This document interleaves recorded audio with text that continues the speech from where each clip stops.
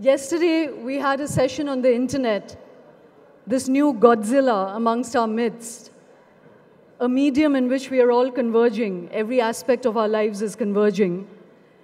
Yesterday, we spoke of the political aspect of it, its power, and how we can control it.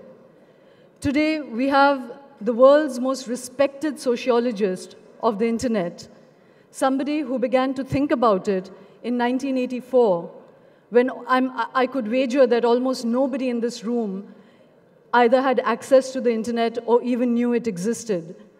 Back then, Sherry Turkle had already written a book called The Second Life in 1984. Since then, she's written several books. She has been thinking deeply, not about the politics of the use of the internet, but of its sociological and psychological impacts on us across generations, we as parents, as grandparents, and as children. What is this medium turning us into? Who are we becoming? How is it mutating the human race? Please welcome Sherry Turkle.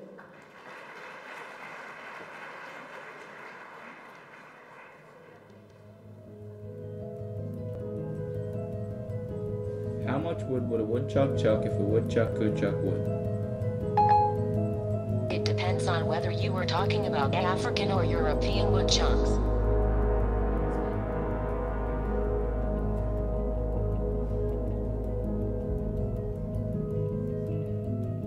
By the time you're grown up, I'll be as smart as a real person.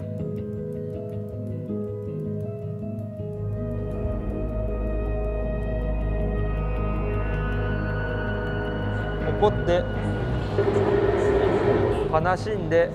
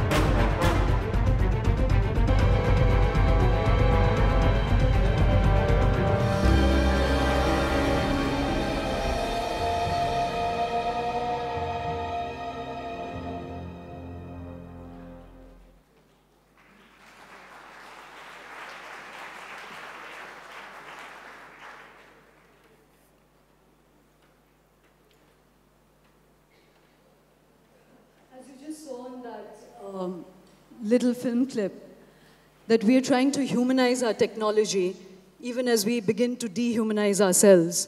And that, in fact, is the real heart of Sherry's argument. Sherry, I'd like to start with, back in 1984, as I said, I think in India we had no access to the internet. What made you already begin to think so deeply about it? What were the signs in 1984 that it would take over our lives?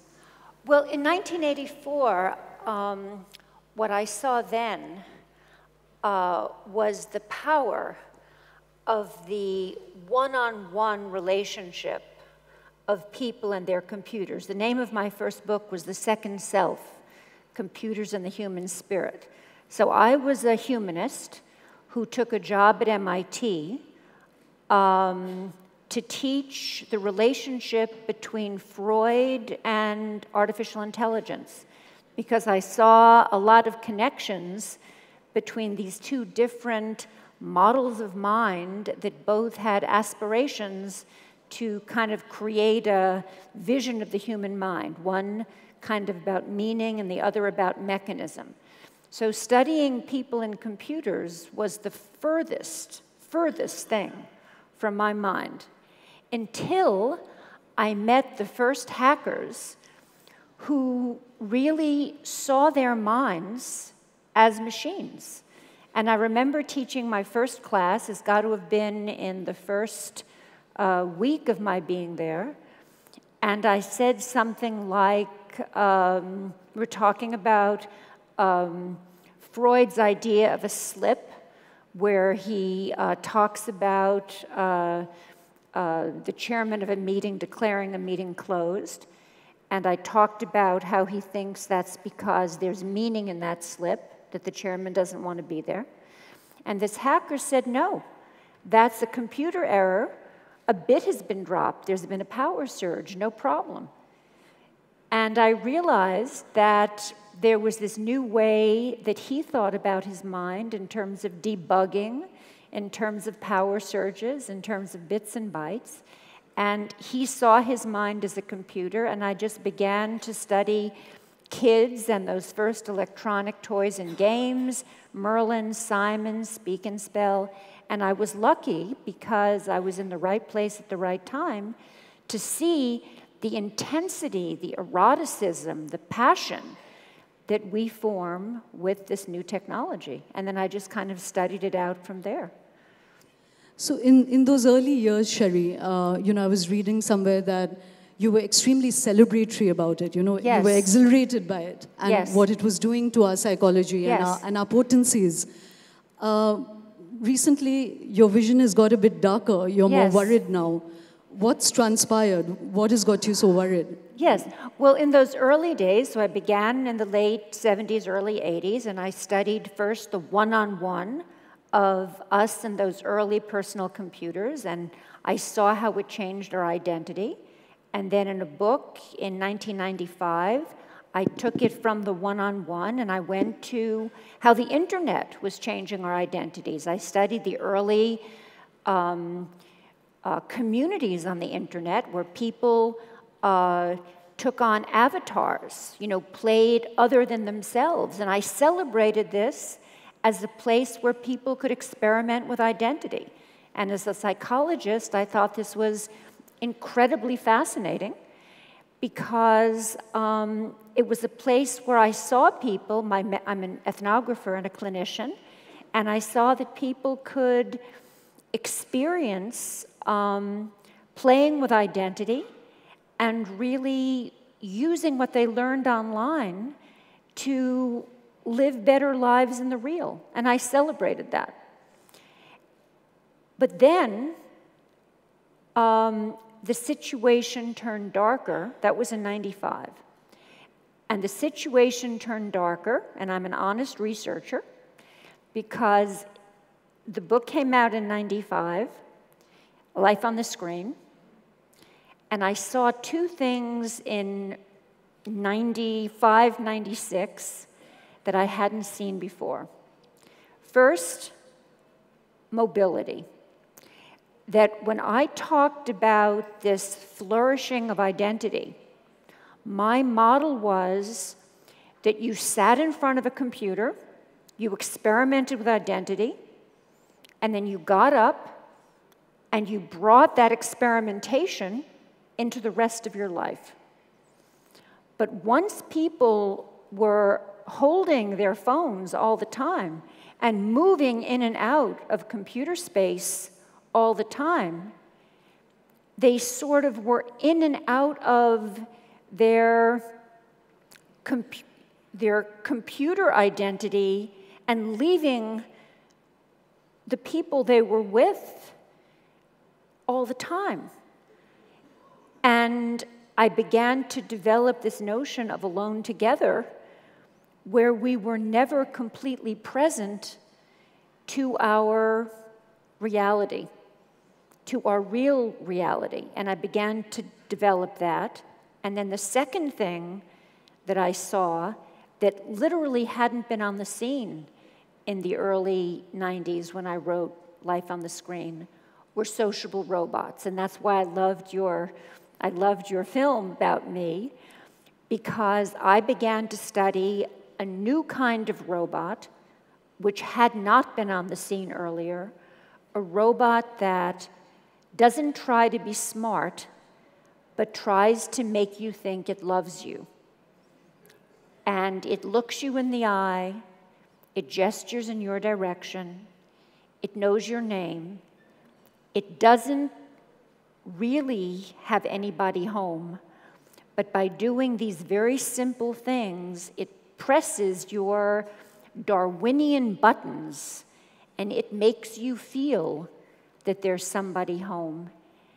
And it's the way we're built, that as soon as these Darwinian buttons are pressed, we feel that it cares for us, and if it asks us to nurture it, we love what we nurture. We nurture what we love, but we love what we nurture.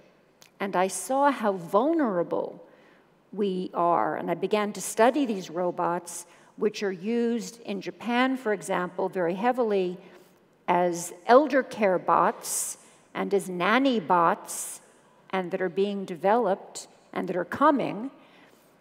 And I'm very disturbed about this because really they are making a bid to be creatures for us to attach to, and I found that very dark. So this is a darker book because I think that both of these trends, number one, to have us form attachments to computers that do not deserve our love, and also the fact that we're leaving ourselves alone together, are both things that we need to just pay attention to. Sherry, I'll come back to this idea of machines supplanting our humanness, you know, because there are other cutting-edge thinkers like Ray Kurzweil, for instance, who believes that that is the inevitable next evolutionary step, you know, that we become machines, in fact. And we'll come back to that. But what do you think it is that is making us want to sublimate the mess of human relationships with the, you know, clinical control we can have over machines? I mean, what's the beauty and what's the attraction of having humanized machines around us rather than human beings? There has to be a seduction in it, you know. Well, there are many aspects to the seduction. First of all, let's just take why we'd rather text than talk. When I ask people, there's a kind of flight from conversation. When I ask people, why don't you want to have a conversation? They say, I'll tell you why I don't want to have a conversation. You aren't in control of what you're going to say. You don't know when it's going to end. And you can't hide your real feelings. So what technology allows us to do is to have the illusion of companionship without the demands of intimacy. Now, if you're lonely but afraid of intimacy, as so many people are, that's not like only a few people are. That's a lot of people are. That's very heady stuff. So that's a very seductive thing, to be able to text, not talk. To be able to control how much emotion. To be able to control. Control is the essence of why it is so seductive to be able to mediate our relationships through machines. We can control how much we show. We can sort of hide in plain sight. I interview a 50-year-old businessman who says he doesn't have relationships at work. He really doesn't have colleagues anymore. He says, you know, he just does everything, you know, through email. People are too busy. And then he says, I'm lying. I'm the one who doesn't want to talk to people. I'd rather just do everything on my BlackBerry because I can control what people see. But Sherry, I have to say I'm not a very technology-friendly person. You know, anytime any technological object comes into my hand, it malfunctions. You know. Yeah. But just to play devil's advocate, why is it a bad thing? You know, it's not that the human world or the world of the flesh is an entirely benign place. There are very lonely people. There are imperfect relationships. You know, if you're living out a different life on the net, human race has been changed by different inventions. You know, why is this necessarily a bad thing? Well, you know, I think we have to figure out, Ray Kurzweil is a close friend, and he and You have to get him for us next time. He and I make for an interesting dynamic duo, and he and I have had this conversation for 20 years. I mean, you have to figure out, from my point of view, I watch mothers in playgrounds who are not looking at their children as they are immersed in what's on their phones. I watch people at funerals who are texting. And I ask them, why are you texting? And they're very honest. They say it's boring. And you know, funerals, I think it's a good example for your question because, you know, funerals are boring. And the question is, why do we want to go to funerals and pay attention to the boring bits? And I think it's because it says something about being in a human community. And that we want to show our children that we're in a human community and we pay attention to the boring bits because that's a value. We're in our bodies, and part of our legacy is that we care about conversation and not just connection. So one of the things that I think is happening, to answer your question, is that there is a movement from conversation to connection.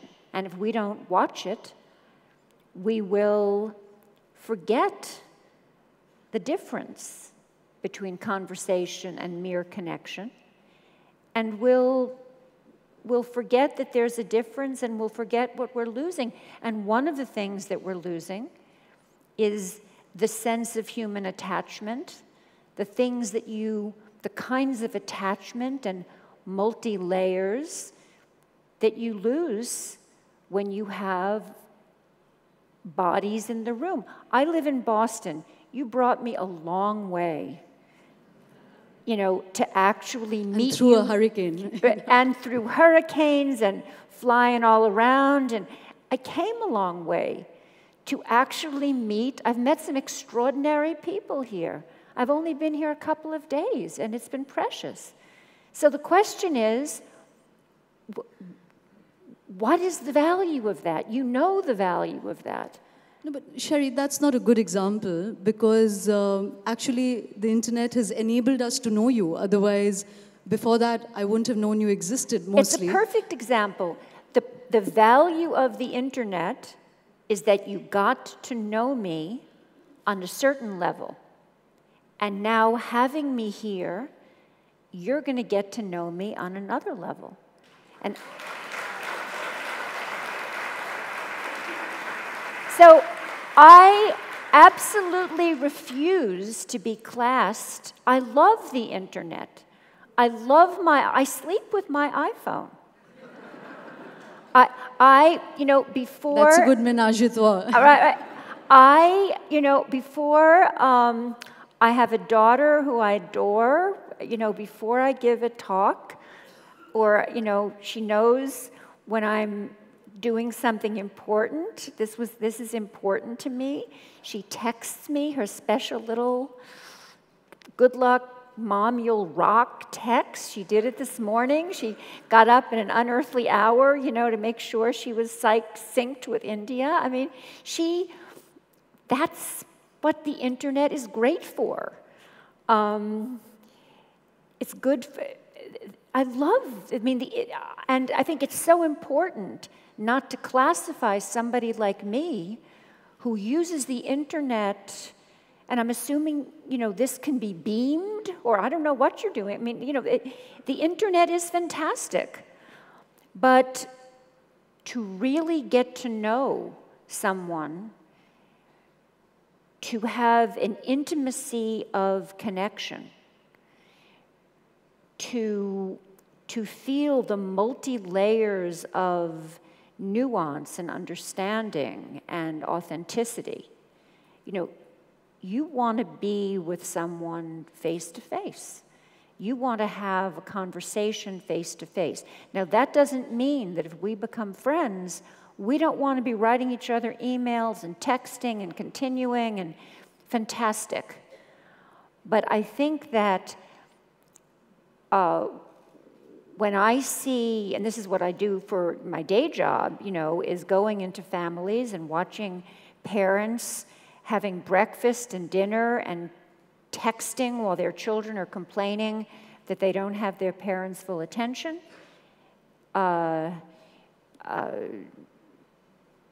Mothers texting while not looking at their kids in the park.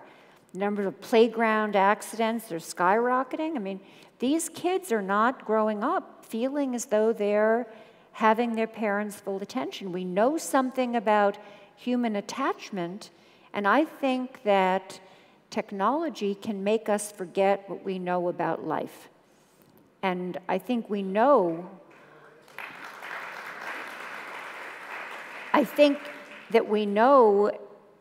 and let me just say again, because I think it's so important, sort of if you remember one thing from my visit here, is that I think it is so important not to classify someone like me as a Luddite, a technology hater, somebody who wants to dismiss technology. I think we have time to make this technology something that enhances our human values, which means we have to say, what are our human values? What makes for good relationships among people? And then build the technology in ways that enhance that. Keep your phone, but maybe not during meals. Not in the kitchen, not my rules, not in the kitchen, not in the dining room, not in the car.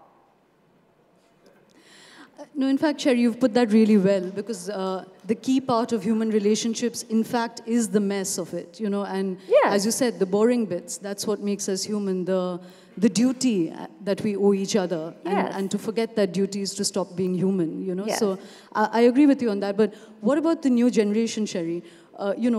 You and I still, I think I'm the last generation that still has a foot in the rural world and the urban world, a world where one still had lanterns and, Right. all of that. But there's a new generation that is growing up with this language, And one very interesting thing that you've said is that a lot of youngsters today feel that all the multiple identities that they play with on the net is kind of sits easy and in conjunction with their real selves. And in fact, their real self is just one more surface identity. It's not a unified being. Yes. Their online identities are as real.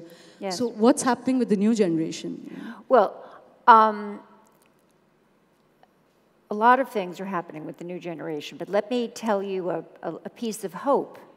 One of the things that I see happening is that I think that where I see hope with the new generation is that I think that, in a funny way,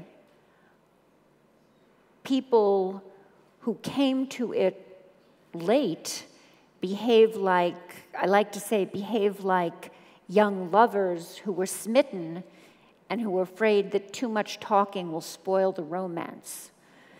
So it's like, as though we're going to have to give up our phones if we're critical of our phones, But I think that people who came to it and who take it for granted, in some ways are in a better position.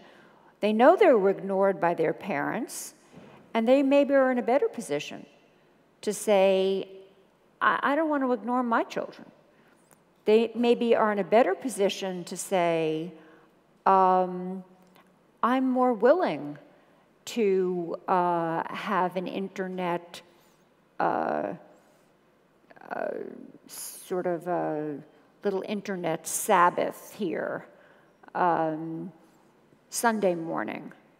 Because we're not talking about giving it up. We're just talking about putting some parentheses around it when it makes sense. And one story I'd like to tell that I found very moving is that one of the low points in my research for me emotionally was giving one of the robots that was shown in the film was a robot baby seal. And I gave this robot in my research to an elderly woman who bonded to it and who began to tell it about the loss of her child. And she's talking to this robot about the loss of this child, and this robot knows from nothing. But it actually had convinced her by the things it could do that it understood something, that it had seduced her into thinking that it understood something of what she was saying. And everybody is saying, isn't this amazing? And I'm thinking, this is not amazing. This is so upsetting. This robot knows nothing of the arc of a human life. It doesn't know what a son is. It doesn't know what death is. It doesn't know what grief is. For me, it was a low point. And very shortly after that, I was interviewing a bunch of 8-year-olds about robots and giving robots to the elderly. And this 8-year-old boy said to me, who really knew a lot about robots. He built robots, he had this robot. He said, don't they have people for those jobs? And I thought to myself, if you're completely comfortable, as opposed to all these, medical directors in the nursing home who are like, oh my God, a robot who can, fake out an 85-year-old, this is fantastic. Here's an 8-year-old who knows how to build a robot, who knows that the robot knows from nothing because he knows how to build it. He says, don't they have people for this job? I don't want to give my grandmother this. This is not appropriate.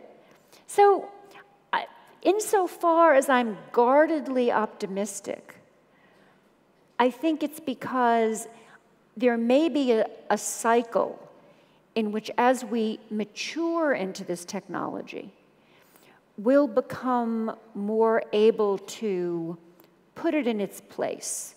And that's kind of my mantra. It's not to reject it, it's not to not like it, it's to put it in its place. It's like when cars first came out, we didn't have rules of the road, we didn't have speed limits, we didn't have lanes, we didn't have airbags, we had nothing. We just had accidents. So why not give ourselves a little time to... We've had these things a very short amount of time. So why not give ourselves a little time to put this in its place? Sherry, before we come back, because I think we still need to talk about the young a little bit more. But before we come back to the human end of the discussion, I'd like to go back to Ray Kurzweil and you. Ray Kurzweil and me, the odd couple. Odd couple. And we've been fascinated by Ray's arguments ever since we read of him, and I think it was a Time magazine cover that spoke about how he says that it's an inevitability, I think by 2030, which is round the corner, that computers will... 2030. Yeah, will eventually overtake the human brain, simulate all of the human brain, and actually we will integrate with machines, and that is the next evolution process. Let's assume he was here. How would he convince you on that? He wouldn't convince me. Okay, he would argue with you. Will you tell us about his arguments? And Ray first convince us and then make us disbelieve. So first you want me to play Ray Kurzweil? Oh, I love this. This is good. Multiple identities. Right. Well, Ray Kurzweil, who is really, he's the real deal. One wonderful thing about Ray Kurzweil, when he has the right, he has earned the right to his opinions with which I disagree, because he is the real deal in terms of scientific accomplishment. So it's not just kind of, you know, somebody who... It's not just a crack. Well, you know, he's a truly distinguished scientist. He's a truly distinguished scientist. There's hardly anything in any piece of electronics that matters, in any piece of digital electronics that matters, that Ray Kurzweil didn't invent. Sherry, your praise is sounding like the sharpening of the knife. Yes, before you go I'm for sure. the kill. No, I mean, you know, because I think that matters. I think that matters, because there are plenty of people who say all kinds of things who don't earn the right to say it. So I think that's very important about Ray Kurzweil, and I think that's why his ideas coming from somebody else, I don't think would make the cover of Time magazine, quite frankly. Because then he goes on to say something that really sounds out of the Christian tradition, like the rapture, which is that in 2030, and he gets to this date in a very specific way by charts, and I mean, let me tell you, 2030, when it comes, and if we're all around, I'm having dinner with Ray Kurzweil on January. On 2030. We have a date on 2030. We will reach a point that he calls the singularity, and the singularity is a moment when the intelligence of artificial creatures, and he calls them creatures because he does believe that by that point they are creatures, reaches a level where there's a kind of inflection point where the linear no longer obtains, and they take off to a point where they're kind of in a different dimension. And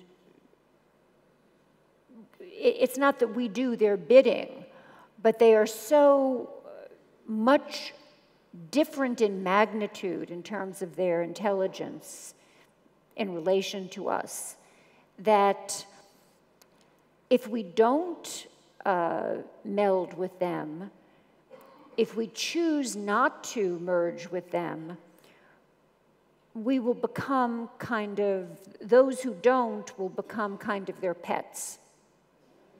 So it isn't as though there may not be people who will choose not to join their intelligence with computers, but they will be, in terms of their capacity to live in the society, kind of like a pet. And that is, and that is just because, literally, because of the level of intelligence and capacity of the new creatures that will be here on the planet. And that moment is the singularity. And he uses this quasi-religious metaphor on purpose because it is kind of a new, it is more like a religion than a, you know, it has that kind of religious tone to it because it's both a scientific moment and a moment when you really have to change your sense of human identity and give up your sort of, your attachment to human identity and be willing to become something else, be willing to become, you know, he calls it species chauvinism, if you really are attached to any sense of human identity. Sherry, you've done a great job of articulating someone's views that you so heartily disagree with, you know. So now tell us, that now that we've understood what he says, why do you believe that humanity will continue to assert itself against the advent of technology? Well, I think that there's no,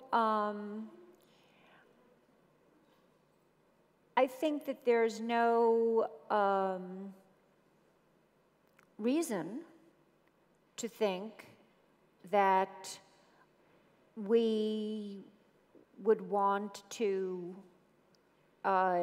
evolve in this way.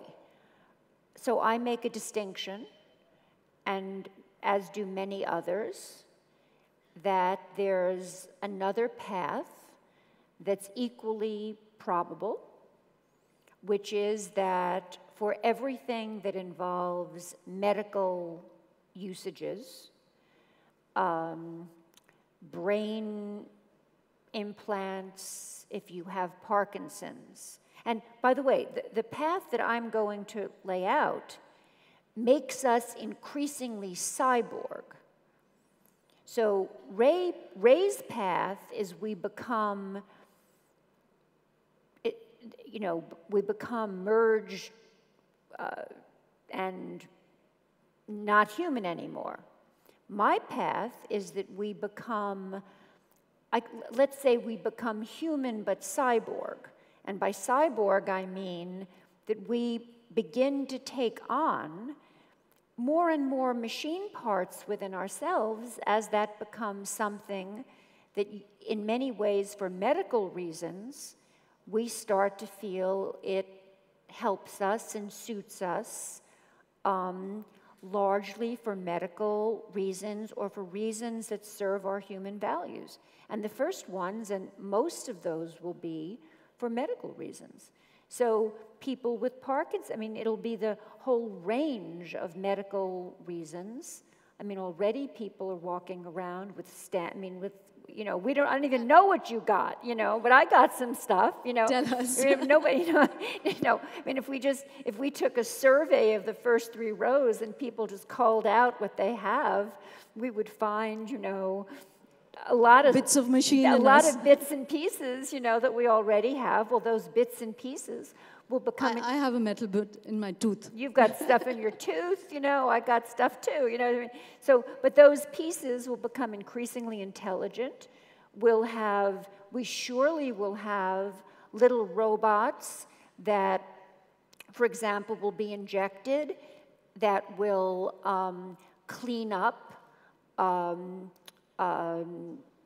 the early signs of arteriosclerosis in our blood vessels, that will be smart, that will remove plaque.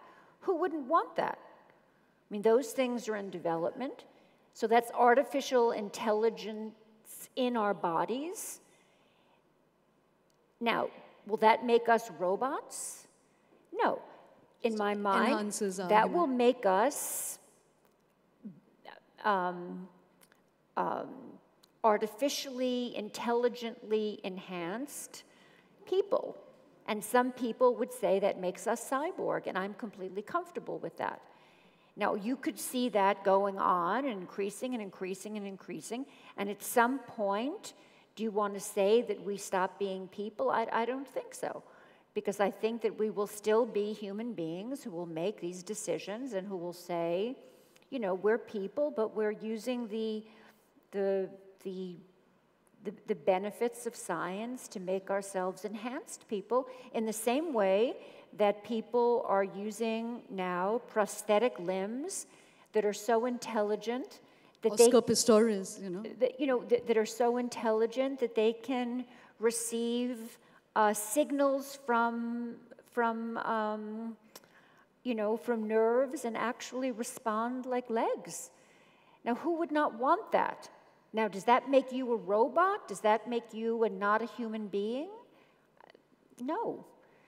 So I think the question is whether you make decisions and continue to think of yourself as a scientifically enhanced human being, or whether you use this other language that I think my path is equally probable. It does include a kind of evolutionary quality, but I think that it's a little less sexy maybe in terms of, but I think it's a little more probable. And Ray would say, and as he often has said, no imagination. You just have no imagination. Left behind by time. No. I'll see you in 2030. Thank you, Sherry. You have to be here.